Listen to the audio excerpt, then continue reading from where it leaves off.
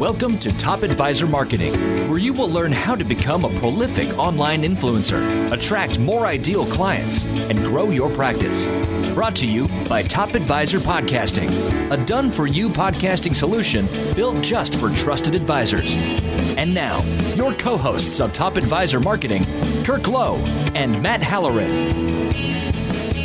Hello again, this is Matt Halloran for Top Advisor Marketing Radio. I am joined again today by Kirk Lowe, and we're going to dive into how to fill your advisor blog with great financial content. Content marketing, as we have said before on this show, is the key to being successful.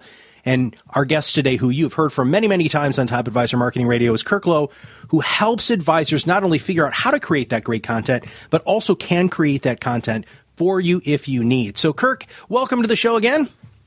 Thank you very much, Matt. This is a big topic. A lot of people talk to advisors about it. I'm not sure everybody understands how to get going, though. So we're going to teach you today how to get going on this stuff. Well, Kirk, I agree. I really do think that there's some misinformation out there about how easy it is to do it. And it's actually kind of formulaic. And you're going to walk through those 5 steps to being able to simplify that content creation. So let's just go ahead and dive in.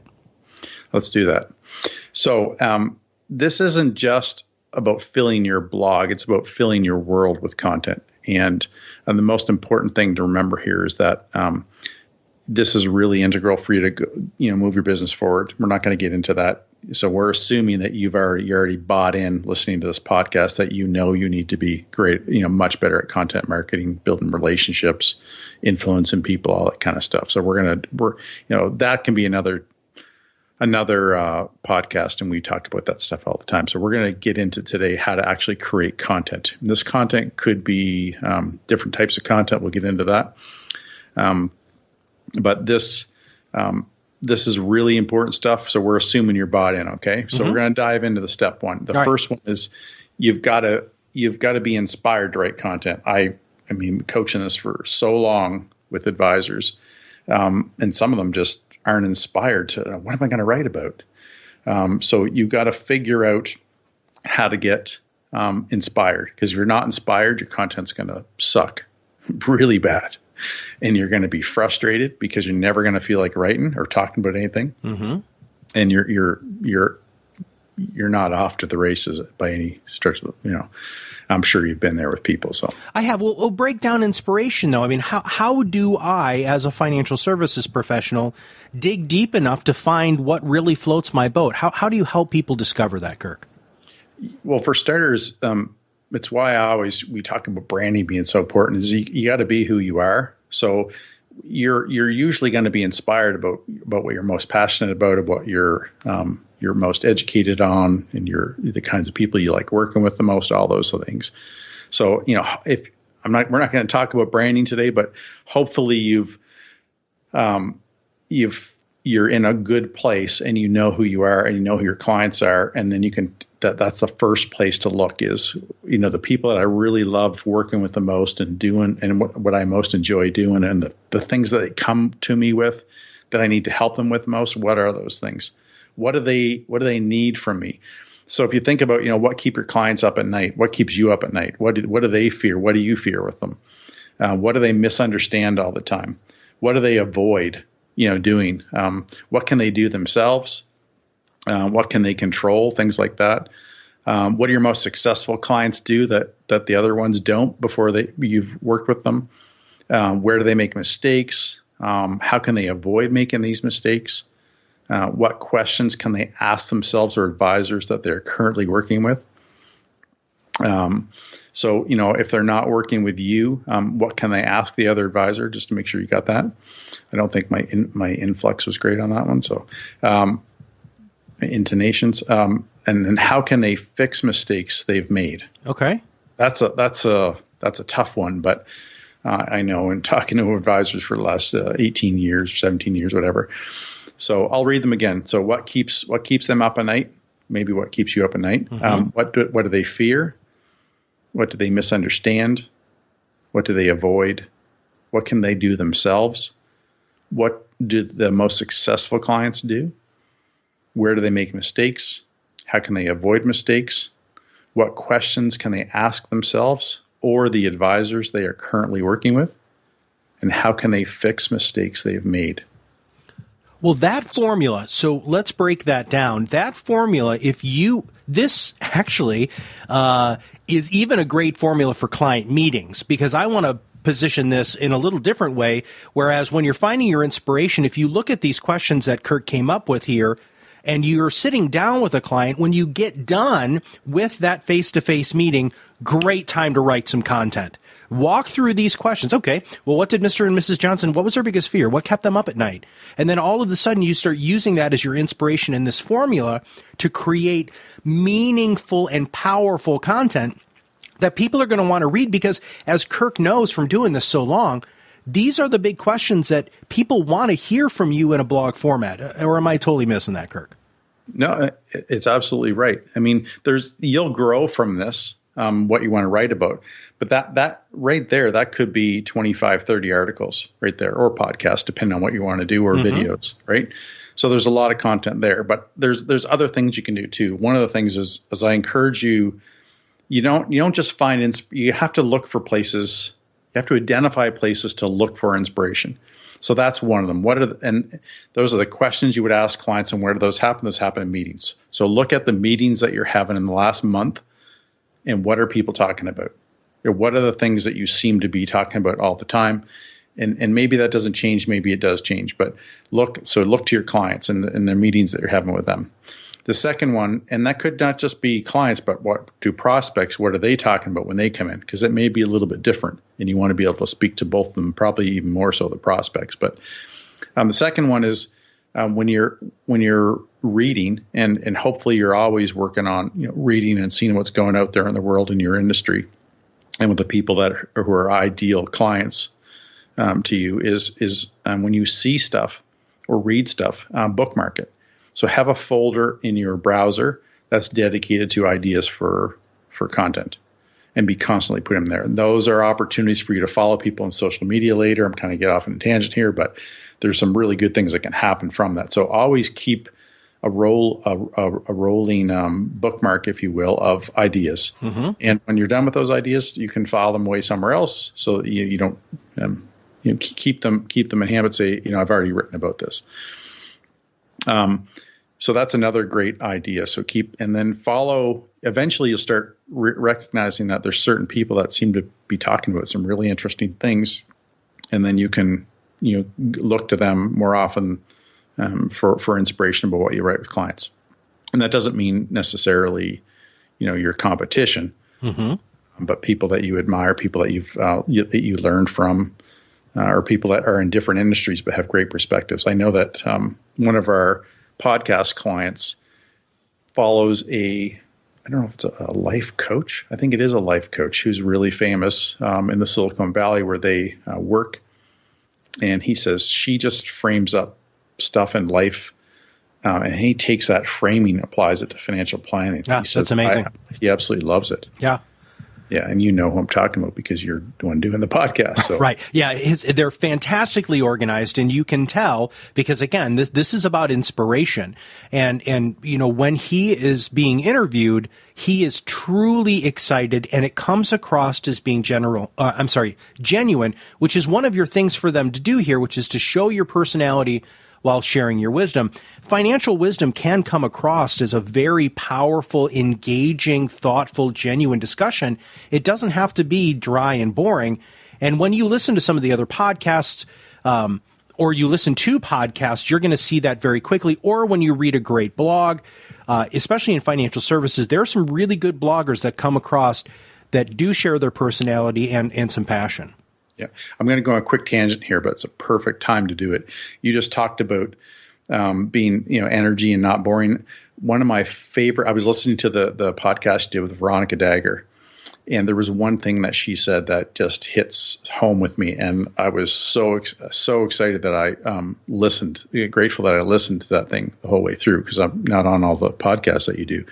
And Veronica talked about how when you're when you're in the media. And she talked specifically, I believe, about being on video, but I think it also carries through to radio and or podcasting, is you have to be at least, I don't know if she used a number, but more, you have to be more energetic because being on those forums takes away 20% of your energy. Right. So so I'm trying to apply that here today. Well, you're doing a good job. You can see that you're really bringing the storm, right? I mean, that's, and she's obviously, because she's an on-air personality, she does her own podcast. She's been with the Wall Street Journal for a long time. And that was one of the big pieces of feedback that I got when I worked with her is, and you guys, everybody who's listening to this, when you're creating content, people should be moved by your content. And that's this whole idea of really bringing inspiration.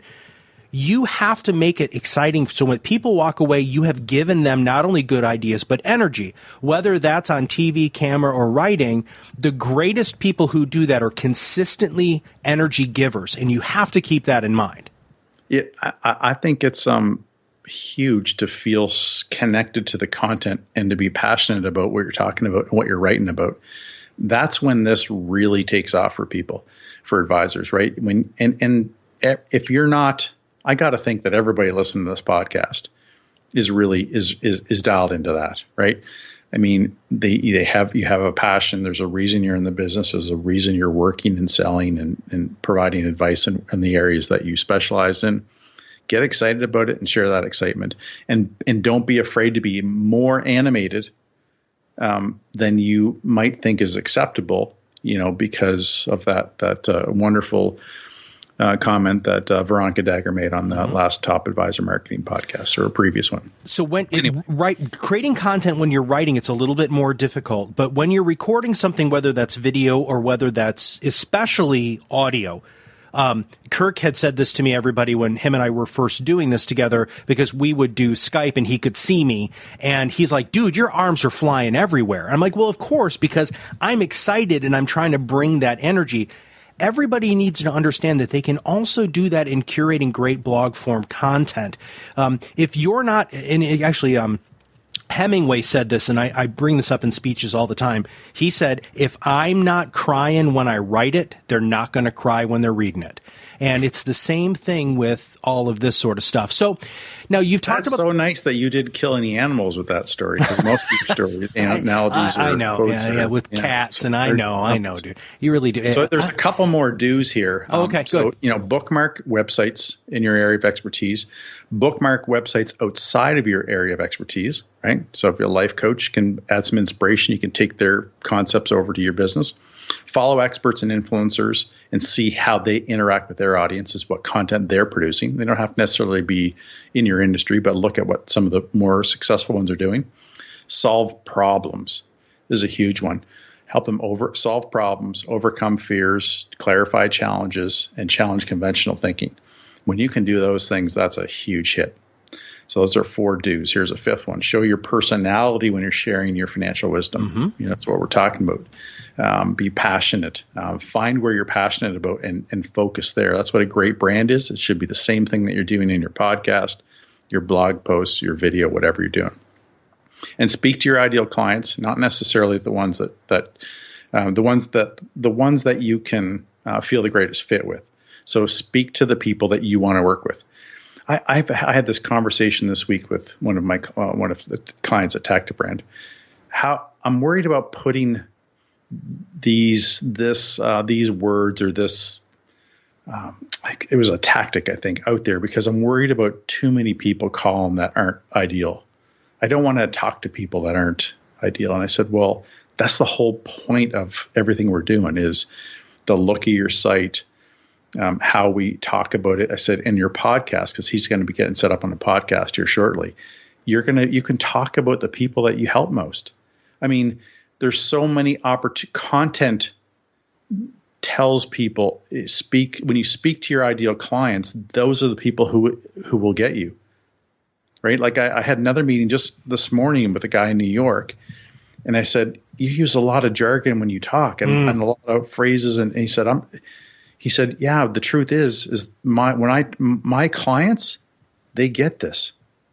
They're really intentional. They seem to have really good understanding of finance and terms and net and all the, and they get it. He said, but I had a meeting with a guy this week who was a referral, and he wasn't really ideal. And he said it was one of the worst meetings. He said, I walked out of there, and he said, I felt like that guy didn't have a clue what I was talking about, and I was trying to simplify it so much that I was almost lost myself. He said, Kirk, I just need to work with the people who, when I talk like this, get it. And it was a really great lesson for me, because I always try to get people to simplify things. But in this case, this guy is like, no, like a guy with 6 million just became a client, 6 million in assets just became a client last week in investable assets.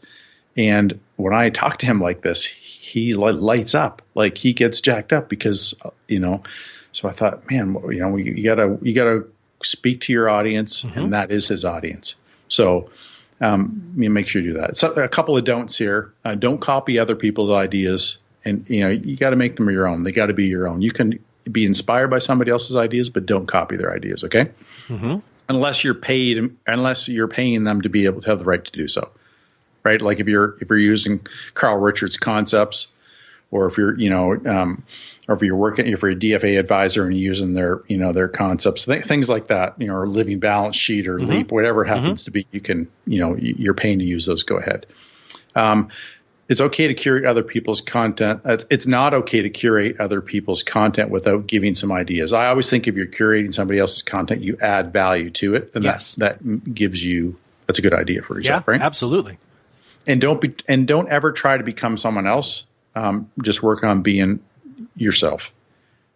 And that's the tough one, man. I'm glad that you ended with that on the don'ts, but you really do need to be comfortable in your own personal and professional skin to come across as truly tapping into what makes you inspired and excited.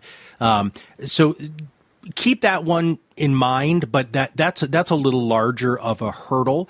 And I think, and Kirk, I think you've had lots of experience with this. Once people start working on their inspiration and following these other 4 steps that we're going to talk about, that right there, try to be yourself. That's a process. And I think step 2 here helps you uncover that level of comfort. Is that on the right track? Yeah, absolutely. So once you've found your inspiration, it's going to suggest that there's a couple things you can write about. The next thing you got to do is you got to decide on what topic you're going to write on. So that's step number 2, is choose your topic. So find inspiration. So when you're ready to write, you can kind of get your mind going. Second one is you got to decide what you're going to write about.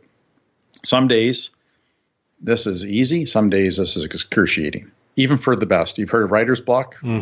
Professional writers, so don't beat up on yourself if it's the time you've dedicated to write and nothing's coming. But there are ways. A great writer has a process to overcome that, and we're going to try to give you some ideas on how to overcome that. But if it's just not working and you're not in the frame of mind, then reset your date if you can. One of the things that I find about doing podcasts is I never feel like that, because we'll talk about this a little bit more, but the requirements needed to prepare for a podcast are less than the requirements needed to write a complete article.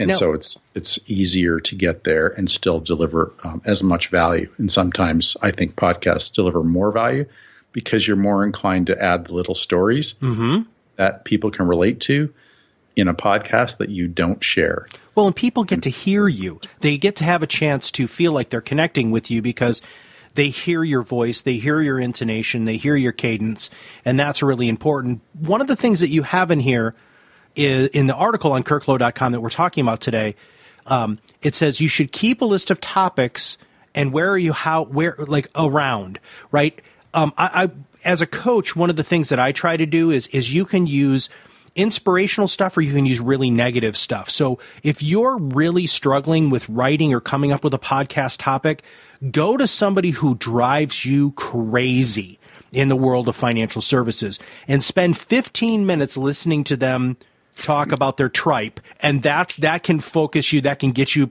fired up. And that's something that I've done to help me get over writer's block is I'll go to other financial services coaching companies and I'll read their stuff and I'm like, okay. In fact, I just published an article that you just commented on that, because I noticed that everybody was doing something or nobody's doing something that I do, and I thought that was important. But I like that. So you can use both positive and negative energy to wiggle yourself out of a rut.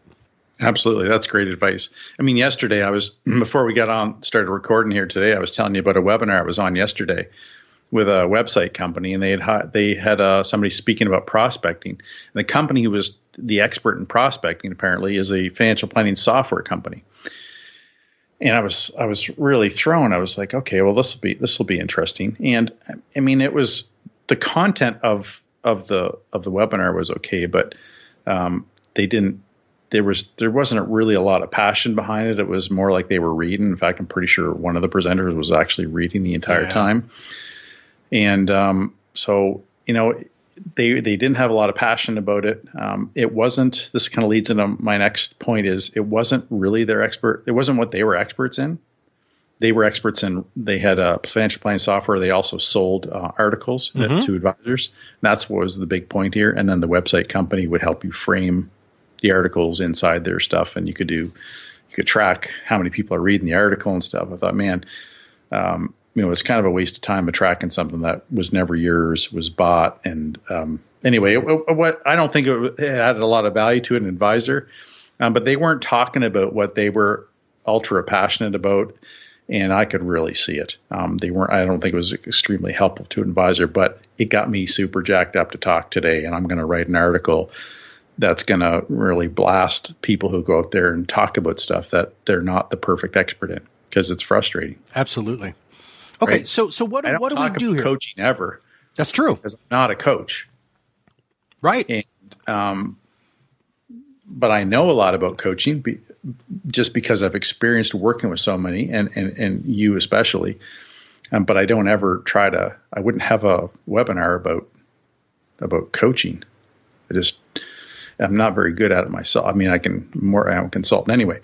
So you ready to get into the do list? Yeah. Let's break down, because it's a long do list. So these are some great opportunities to help you choose your topic. I'm going to give everybody a little tip here. I'm going to tell you where you can go to get this list, so you don't have to write all the stuff down. Okay. But I'm not going to tell you till the end of the podcast. Beautiful. Well played, Kirk. Well played. Well played. Yeah. So, test your topic, with a few clients from time to time, make sure that it's speaking to them. So don't just, when you're writing, just make sure to do that. That's a good do. This is really important. This next do, choose a topic, not a title. I can't tell you how many times that I'm working with people, and they think the first thing they gotta nail is the title. It's the absolute last thing you're going to try to nail. So never work on your title first. So choose your topic. Clarify what your topic means by making a quick note. So sometimes I'm writing a whole bunch of topics, and I've forgotten the specifics about what I was thinking I would say about that topic, or what the concept was. So if you're writing a bunch of topics before you decide what you're actually going to write on, make sure when you come back to the list, that you actually, because I don't know how many times you've ever done this, but I've come back to lists before, and what the heck did I mean there? Oh my God, I live that every day. So make sure that you're clear about the specific thing you want to talk about on that topic. The next thing, once you figure out your topic, think about how you would turn that topic into a list. This is a huge step. Okay. I'm going to tell everybody, people pay thousands of dollars for us to consult on this stuff. You guys are getting it all for free in this podcast. I feel good about doing that. I don't feel bad about it. I'm just letting you know that this is the process I actually take clients through. Now they're all going to fire me and just come listen to the podcast. No, it's the same thing. Sabotaging my career here. I think one of the great things about this, and I learned this from you very early on in our relationship, is the more you give away, the more you get back, and I think both of our careers are living proof of that. But I love this. Think about how you turn your topic into the list, because I published a couple of books, and that's the only way you get through writing a book is you have to have lists. You have to have the topics. You have to have it organized, right? And if you have those things there, and if you ask yourself consistent questions throughout the writing, all of a sudden it comes across as being a lot more clear and a lot more succinct. Right. And lists are, people love lists because they know they can just focus on the 10 things and not read all the stuff within them to get something out of it. It's a huge, if you ever go to contentmarketinginstitute.com,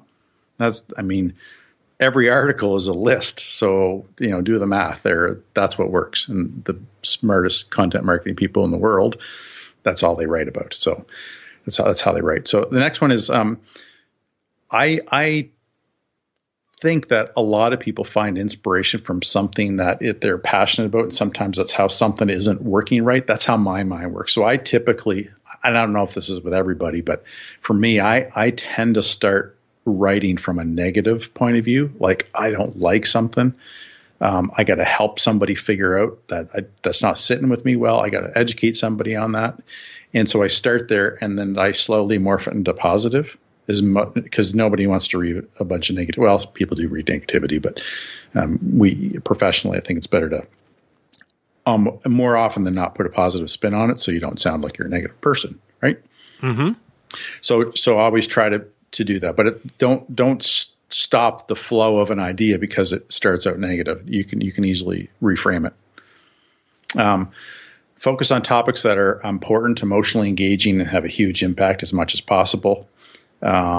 Focus on things that you can help them solve, or that they can solve themselves, and that you're passionate about solving for your audience. You might want to ask yourself, this is a little kind of going back into what we were talking about in the previous step, but what do my clients want to solve more than anything? What is the best chance of significantly impacting my client's wealth? What are my clients blind to or unaware of that would really hurt their wealth and life? What do my clients care most about in their life and in their and wealth? And how can I help adjust my clients' expectations? So those kind of ideas can kind of take your article a little bit further, or how you prepare content. A couple of don'ts here. Don't try writing your title. We already talked about that before you start writing your actual article. The other thing is, don't worry about your lead-in either.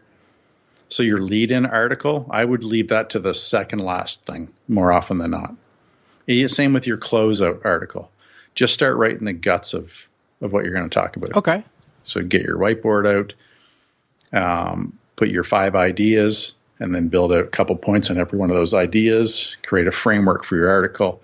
Then you can go over to mind map and create more bullet points. Mm-hmm. And you can go to, if you're going to write the actual article, then you can go to Word or Google Docs or whatever you're using these days and start, building that out. But leave your title, your intro paragraph, your closing paragraph as the last things you do. Don't focus on it. So anyway, those are a couple of really good don'ts for you. Well, and we've already talked about step 3 a little bit. So I think, and in fact, you just really dove into step 3, which is start with an outline. You talked about starting with a whiteboard. Then we both use mindmeister.com as our mind mapping software. But let's talk about the outline and how you feel that helps an advisor blog in a constructive and a systematic manner. Yeah, I can tell you from learning the hard way that just sitting down and trying to write an article is got to be one of the stupidest things I've ever done, and I did it for a lot of years. An outline, and the funny thing is we were taught better in school and university.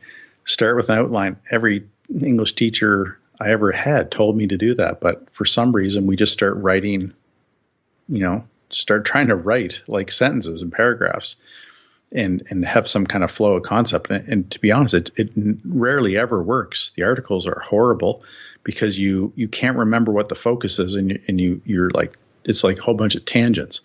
So I think the whiteboard is the ultimate starting point. And the reason I do a whiteboard is because I'm not looking at my computer, because when you're looking at your computer, you're more likely to get distracted. And I like to be really focused when I'm thinking starting this off, because it's huge. It also allows me to do it really quickly. So the more interruptions I have, writing the article takes way longer, more than twice as long. I do something that you're going to think is probably pretty crazy. Some people are going to really identify with this. Some people are going to think, how can you do that? I have a tool that I use that a colleague of mine introduced to me about a year and a half ago. It's called Focus at Will. It's a website. It plays what they suggest are scientifically proven sounds to help you focus. So it's called Focus at Will. I think it's focusatwill.com. And it's like $30 a year. And this one's going to make you laugh, but a recent one they've put up there is called Coffee Shop. Basically, it's just noise from a coffee shop. They have like drum beats and piano and all kinds of different things. They're not repetitive to the point where I find them annoying, but they really keep my brain from wandering, because that's how I operate. And I find it really soothing. So I almost always turn on Focus at Will when I'm brainstorming, because it helps me drown out everything else and be really focused. I find the whiteboard does the same thing, because I don't have pop-ups on my computer happen and stuff like that. I've actually turned off almost all my notifications on my cell phone. Yeah.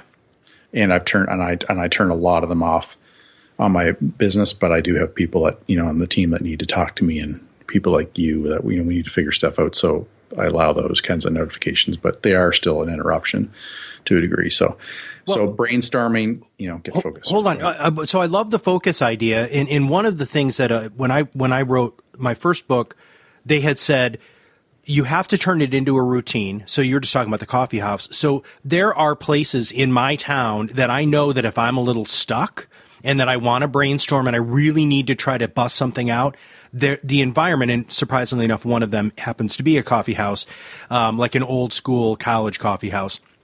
And there's something about the energy there. But one of the other things that I do, it's interesting that you're listening to kind of drone-ish music. When I'm brainstorming or when I'm writing, I have everything turned off and I'm listening to Pandora. And depending on what kind of article I write depends on the kind of music. Like sometimes it'll be something like Rage Against the Machine, right? Where I'm just... I was going to say Ozzy Osbourne. Yeah, or something like that, right? Metallica, sometimes it's Bach, sometimes it's Bob Marley. But you have to know how to unstick yourself, because when you get to this section, when you're really starting with an outline and you're working on the content, the framework for your content, sometimes you have to interrupt your pattern. And that's why turning off the notifications. I mean, I talk about this from a time management standpoint in coaching all the time, but find out what floats your boat, find out what makes you feel creative, and go there if you get stuck. I know we're kind of still going back to the last one here, but let's keep going with this, start with an outline, because we got a lot to cover here. Yeah. Just on that point, I think it's really important to think about writing or creating content as a fun time in your week. And I think if you just say, hey, I'm going to listen to some Bob Marley, I'm going to chill out, I'm going to turn off my computer, and I'm going to grab a whiteboard marker, and for the next 15 minutes, me and Bob are going to get some stuff done. Stuff done. And I mean, have fun. Like, as long as you can get where you need to go quickly and feel good about it, that's a huge part of being a good writer, is enjoying the moment instead of dreading it. Once again, going back to the Hemingway quote, if I'm not crying when I'm writing it, they're not crying when they're reading it. And if I'm not excited and passionate and happy when I'm writing it, that is not going to be communicated. We don't want every single solitary thing that you write to be a Sylvia Plath poem, right? We want it to be, something that people is palatable, understandable, and makes them feel like they're getting good value. Yeah. By the way, I'm a huge reggae fan. I love listening to all kinds of different stuff. Yeah. Yeah. Bob, of course, because nobody is good. Yeah, there isn't, but that's all right. Yeah, that's kind of unfortunate for reggae that had one guy who was just so insanely good. Anyway,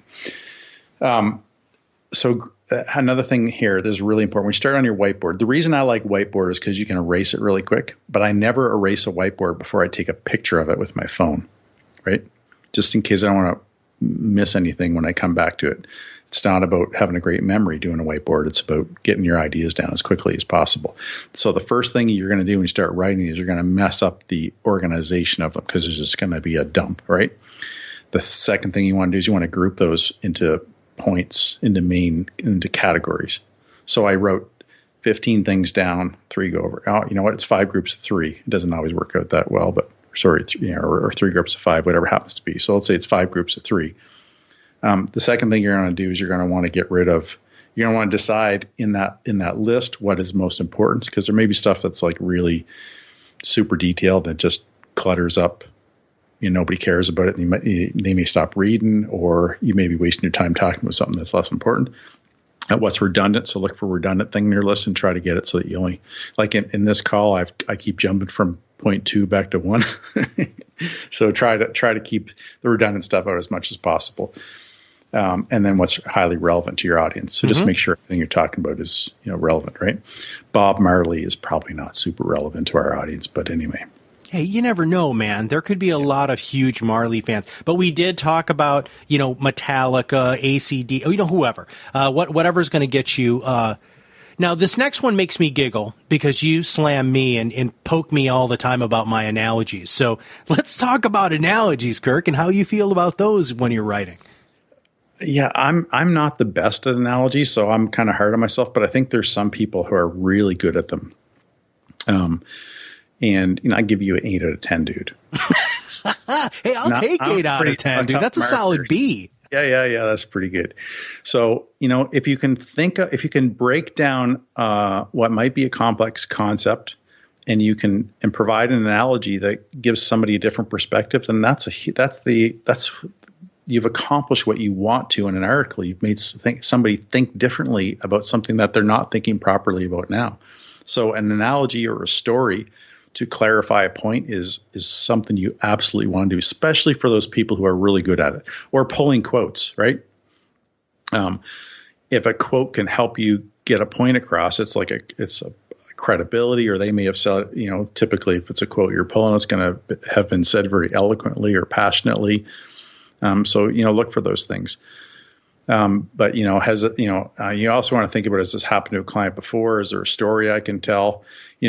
Frame up what could happen or what the impact might be, if it happens, or what it might be like if you avoid that happening. So you want to frame up stuff like that too. If it's too complicated of a list, you want to break it down into multiple topics or articles, more than likely. Like if you're writing a paper and it's on 10 things, I've done this lots of times, talk about 2 of your, if you write a paper or a really long article and it's 10 mistakes, maybe you do 1 mistake every podcast, or 2 mistakes, whatever you write. So there's lots of opportunities there. Let me see here. Be as clear as you can about the problem and the issue to solve it. Focus on lists. We already talked about that. When you get it all done, a catchy title is really important. Use words that they can identify so they'll know what the topic is about, but frame it in a way that may sound a little bit different. Make sure you talk about it being a list in the title. It's really important. And focus on the most compelling win in the content. That's a really important part too. Mm-hmm.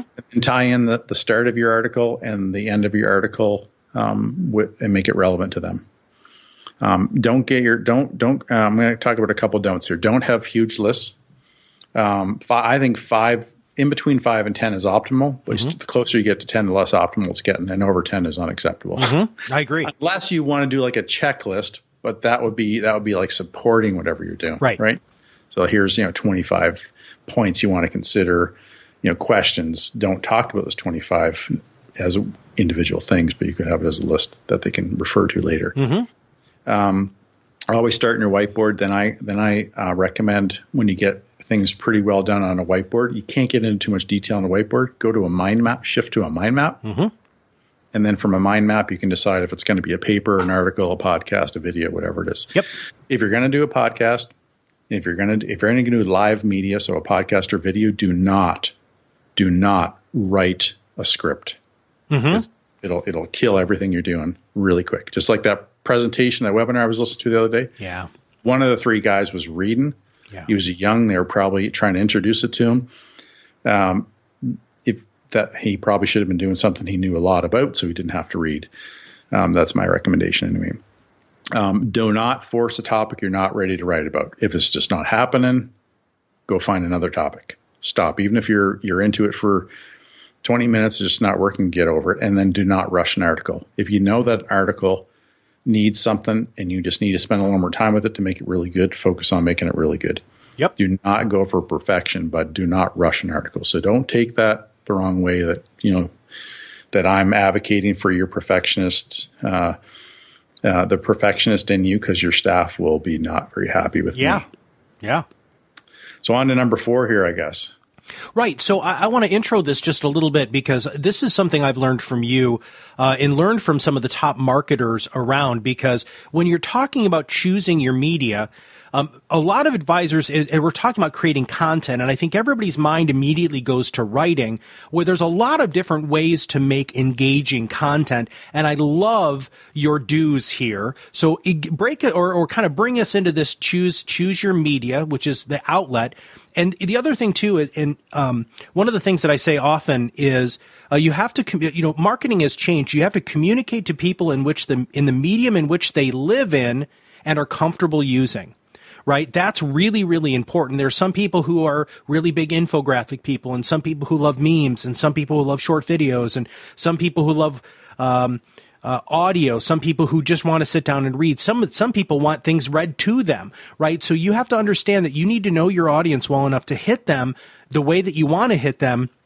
But then remember that you still need to try to focus on some other ways to hook some other people in. So let's talk about how do you choose the media? And over your last 20 years of doing this, Kirk, what are your solutions? What has come up from that? So there's a couple different things to think about. There's the person, there's the audience, and then there's the content. So the person is, I'm really comfortable doing video. And I think I get really excited about that. I think that, I'd like to explore that. I really love talking. I hate myself on video. I played hockey. My nose got busted too many times. Just don't want to, don't like that. I'm going to stick with talking. I really love talking.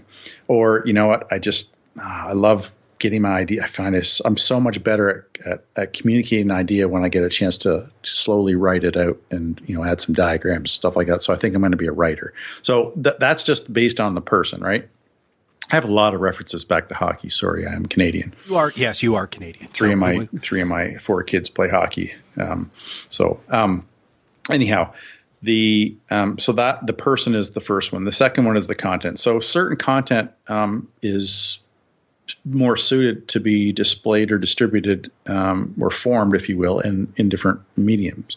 So a good example of this, if you want to share, if there's something visual about what you're doing, a video obviously be way better.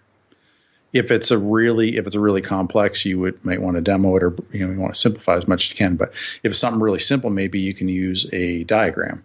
So maybe that could end up being like an infographic that you describe something, because it visually is just take somebody through a story. And so, or if it's something that you'll need to tell a lot of stories about and frame and create a lot of passion on it, because it's more emotionally engaging.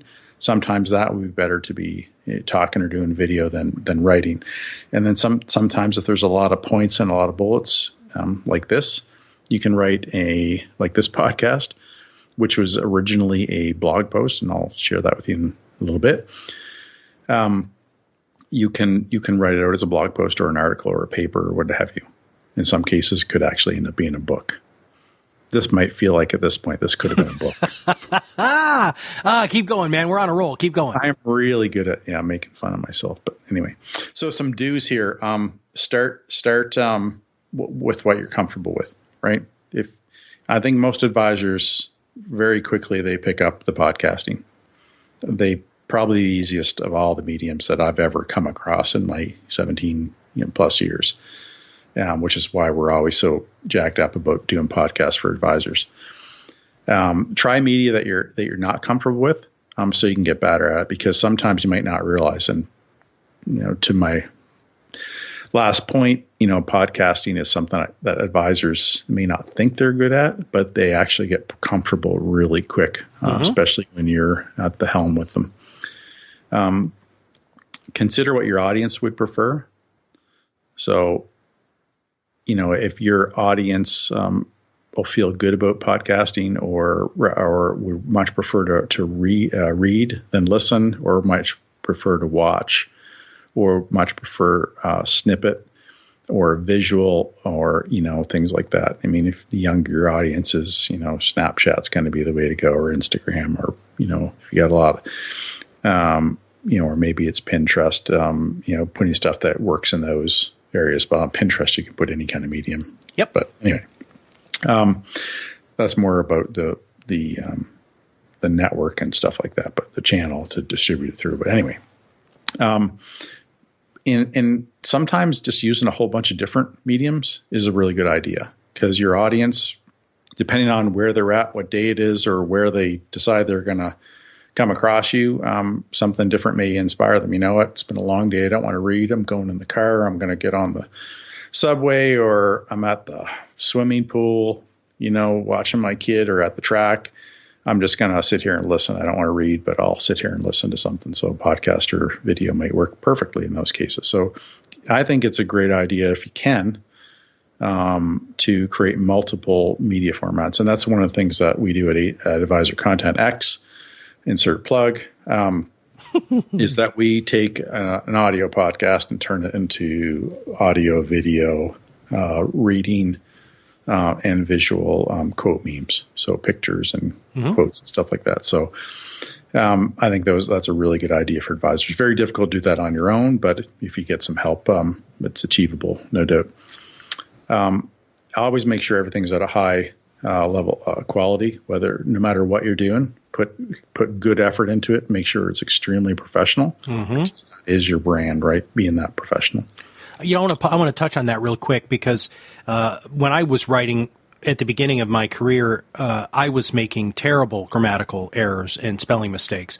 And I had a couple of people who said, you know what, dude, you should probably just stop writing because you're messing up. And so now what I do is I have a proofreader and an editor that looks at absolutely everything and just tightens it up grammatically.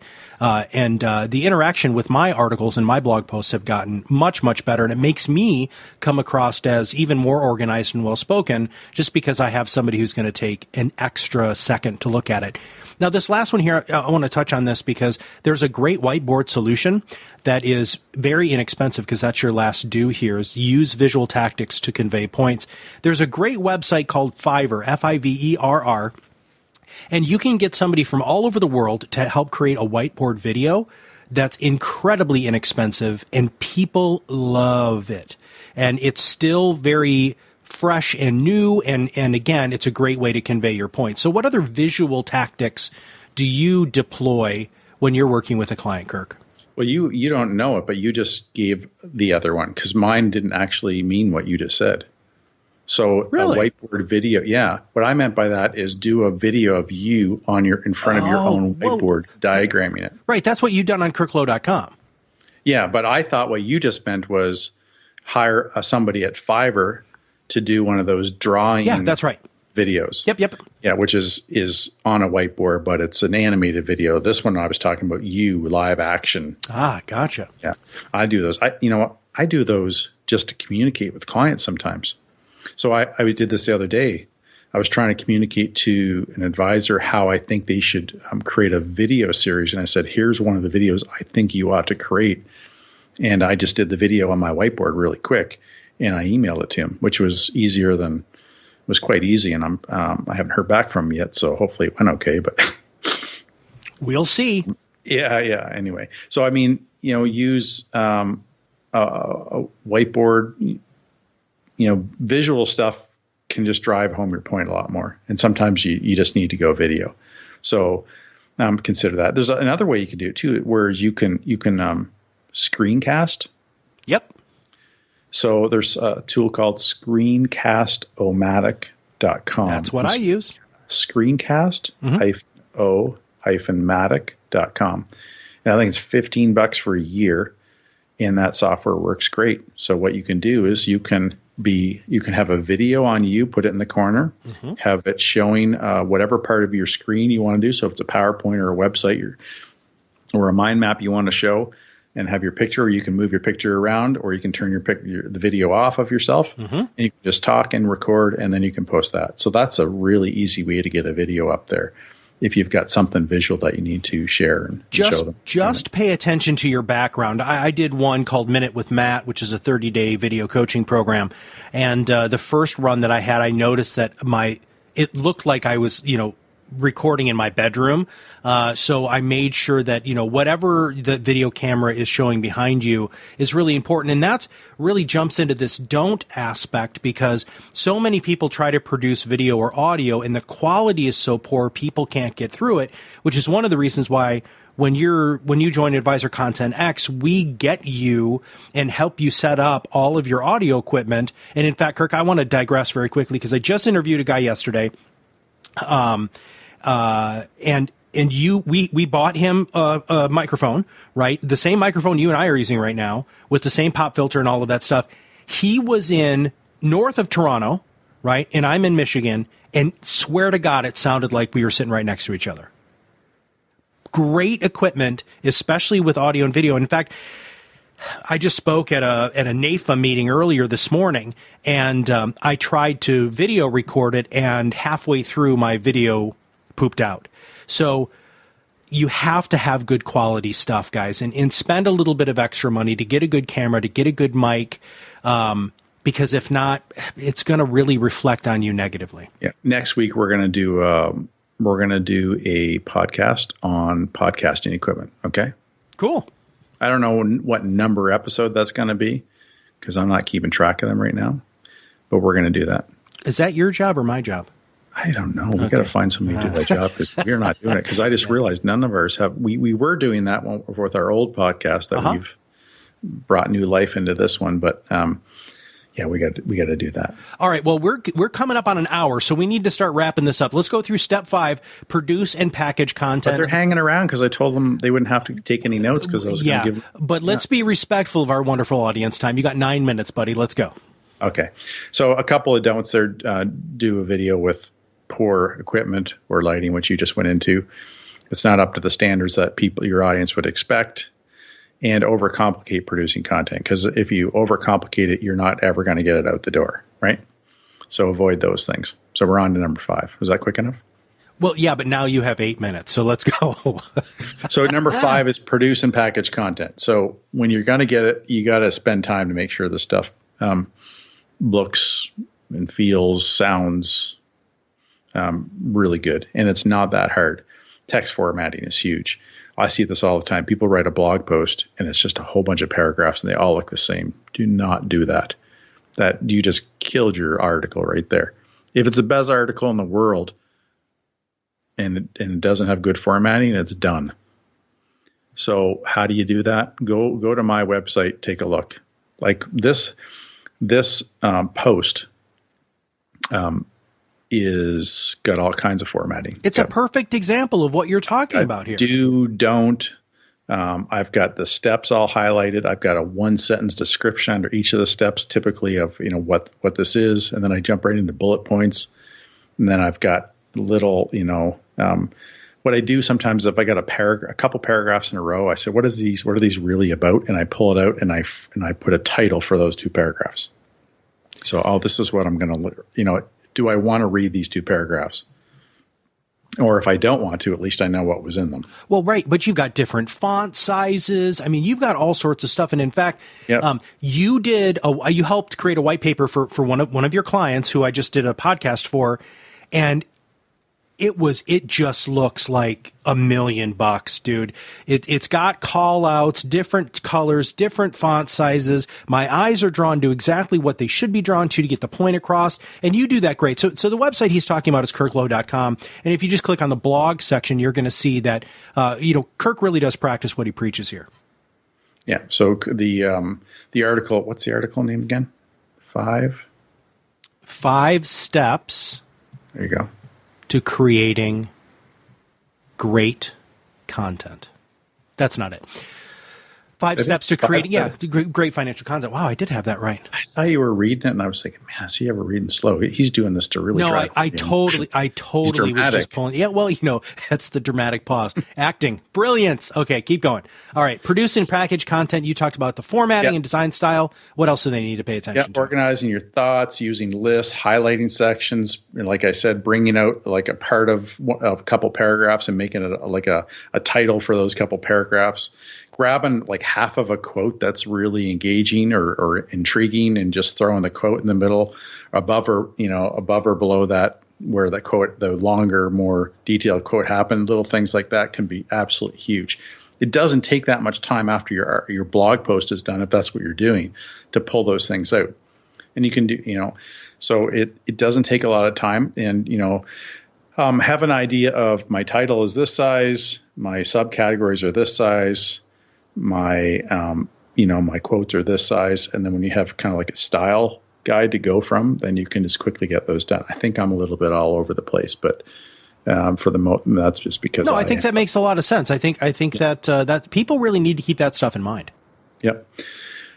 So things about producing and packaging content, embrace the opportunity to introduce other articles, offers, or videos that you've done or that other people have. So try to add value when you're packaging it. Think about, I referred to something in here. I'm going to put a little link to that right down here. So when you can add more value and when you're actually to the formatting stage, try to add those things.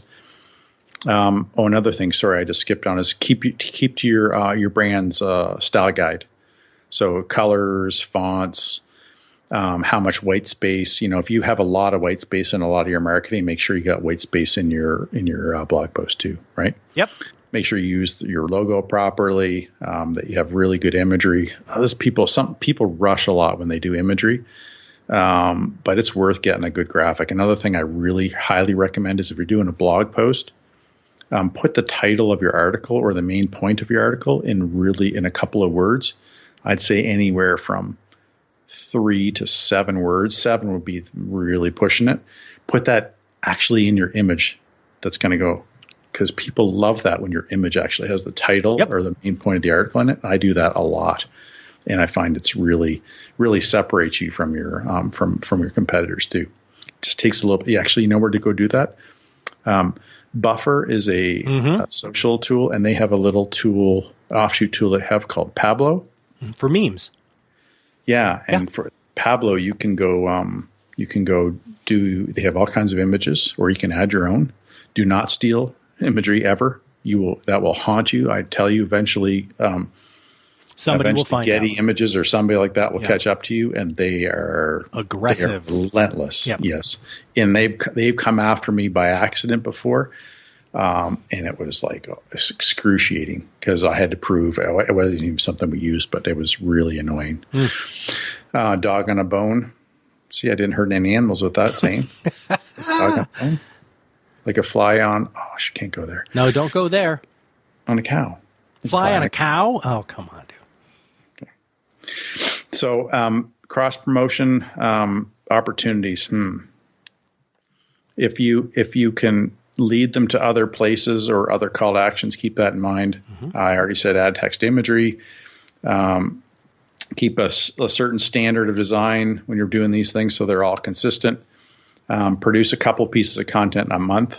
At least I'd say a minimum of 2 blog posts a month or podcasts. I think that's a good place. If you can turn that into a whole bunch of little things, then that seems to be a lot more content. So if you do a blog post, you can create a quote meme from it. Yep. So take a really interesting quote or thought or concept from it, put it on a picture of a river or something like that, if that's meaningful, and just throw that up on your website. Great big picture with a really important saying that relates to your audience, and then maybe down somewhere else and that below that picture you say, here's the full article here. Something like that. So that's really what you call turning one piece of content into many pieces of content. Whenever you can take one thing and turn it into a whole bunch more without having to do a lot of work, that's huge. Yeah. That's a point of leverage for content. That's exactly what Advisor Content X does. But if you can do it yourself, there's no way that this is something you absolutely need to hire somebody to do. If you can't do it, you don't have time or the expertise, you don't want to deal with it, you can hire somebody to do it, but you can do it yourself. Just gave you one perfect example there. Take a couple sayings, put them on a picture of a river or a mountain or something, or a cat, something that you really like and your clients can identify with. Throw it out in social media. People will see it and read it. And they click on it. And they click on that That's stuff. right. People love pictures. So don't take shortcuts on making your content look great. I'm not advocating for you perfectionists to never get anything out the door because you're trying to always make it perfect. But it's got to create a standard or a threshold and stick with that. Yep. All right. What are your and closing? right underneath that, I have a point in my article: be a perfectionist about packaging. Doesn't mean perfect, but make sure it hits that standard. Well, good. That's one of the things. So many people get that analysis paralysis, and we need to get that out of the industry. It's better for you to write something, get it out, get it to compliance, have them chop it up, go ahead and make corrections and get it out to your audience. And if you follow the things that we've talked about today, it's going to be a lot easier for you to produce that content. Make sure that you find your inspiration. Number 2, choose your topic. Number 3, start with an outline. 4, choose the media. And 5, produce and package content. Now, Kirk, you have just a few seconds left. Where can they find this article so that they can go back and listen to this and follow along? Yep. So kirklow.com, click on blog, because that's where all the archives of all my blog posts are, and look for the 5 ways to create great content. Fantastic. Well, Kirk, thank you very much for your thought leadership. We all really do appreciate it. And we're gonna do a couple of podcasts that we sprinkled in there.